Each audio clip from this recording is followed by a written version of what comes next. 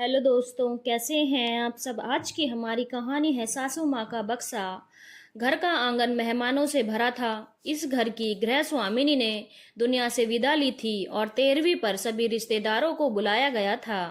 80 साल की बुजुर्ग हो चुकी मालती जी बेटे बहू और बेटी दामाद से भरा पूरा परिवार छोड़ गई।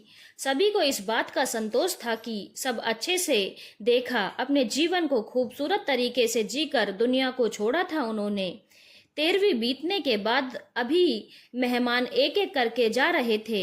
माहौल अभी गमगीन ही था, लेकिन दोनों बहुओं रीना और कविता की नजर सासू माँ के बंद पड़े बक्से पर थी, जिसे वे हमेशा बंद रखती थी। और जब भी खोलती तो उत्सुकतावश दोनों बहुत प्रयास करती, आखिर क्या है सासू माँ के बक्से में। लेकिन वो देख नहीं पाती, क्योंकि मालती जी हमेशा किसी के आने पर उसे झट से बंद कर देती थी। सभी को विदा करते हुए बड़ी बहू रीना को संतोष था कि चलो, सासू माँ के बक्से की चाबी उसके पास थी। मन ही मन खुश थी, लेकिन चेहरे पर सासू माँ के जाने का गम दिखाना भी जरूरी था। लगभग सभी मेहमान जा चुके थे। घर में सिर्फ दो ब्याही बेटियां राखी और रितु रह गई थी। बड़े से आंगन में शाम के समय आग के अलाव के पास बैठे थे चारों भाई बहन। बीते दिनों की बातें और मालती जी की स्मृतियों में डूबे थे कि छोटी बहू कविता सभी के लिए चाय लेकर आई। सभी ने चाय पी और दोनों बहुएं रसोई में रात के खाने की तैयारी के लिए गई। कुछ देर बाद ही पीछे वाले रसोई के आंगन से दोनों बहुओं के आपस में चीखने की आवाज आई। दोनों भाई रजत और अनुज बहनें भाग कर पीछे आंगन में पहुंची तो देखा रीना और कविता का वाक द्वंद्व चल रहा था।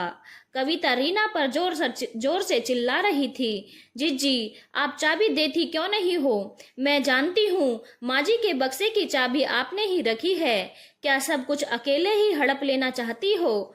चुप हो जा छोटी, हाँ चाबी मेरे पास है, लेकिन मैं अभी चाबी ना दूंगी, जब समय होगा तब दूंगी।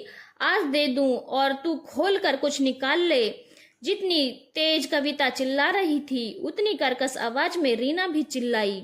उन दोनों की बात सुनकर रजत उन्हें समझाते हुए बोला, चुप हो जाओ तुम दोनों, शर्म नहीं आती। माँ को गए हुए अभी 15 दिन भी नहीं हुए और तुम दोनों जानवरों की तरह लड़ रही हो। कहते हुए रजत अपना सर थाम आंगन में बैठ गया। अनुज ने उन्हें संभाला और दौड़कर माँ के कमरे से वो बक्सा लेकर आया और जोर से पटक दिया आंगन में।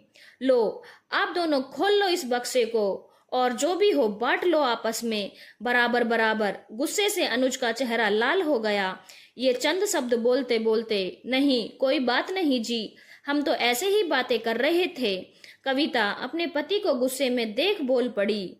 अनुज पत्नी की तरफ गुस्से में देखकर बोला, नहीं, आज ही खुलेगा माँ का बक्सा और उसमें रखी चीजों का बंटवारा भी होगा। कहते हुए अनुज भी भाई के बगल में बैठ गया। बड़ी बहू रीना चाबी लेकर आई और ताला खोला। बक्से के अंदर था चंद साड़ियां, शायद माँ की शादी के और गोने के समय की, छोटा सा कजरोटा जिससे माँ सभी बच्चों को आंखों में काजल लगाती थी। उसे देख दोनों भाई और बहनों की आंखें सजल हो उठी।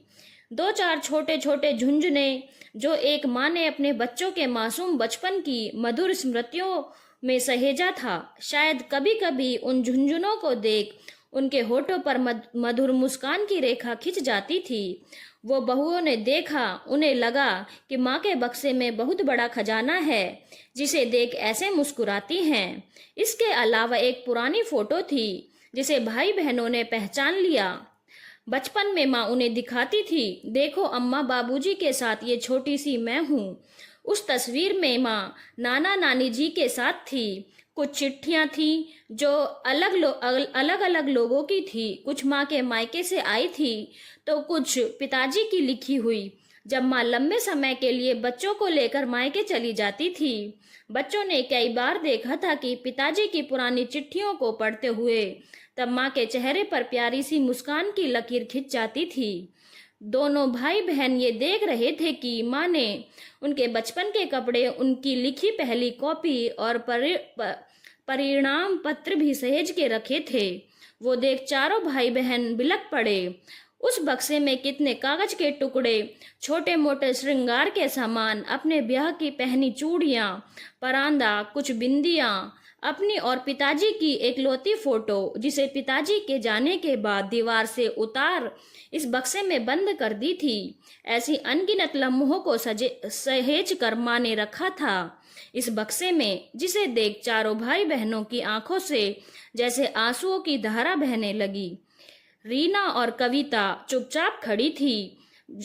खजाने ना मिलने के कारण उनको अफसोस हो रहा था या अपराध बोध का एहसास। चारों भाई बहनों ने आंगन में बिखरे माँ की सहेजी मधुर स्मृतियों को एक एक कर उठाया और वैसे ही रख दिया बक्से में जैसे माँ ने रखा था।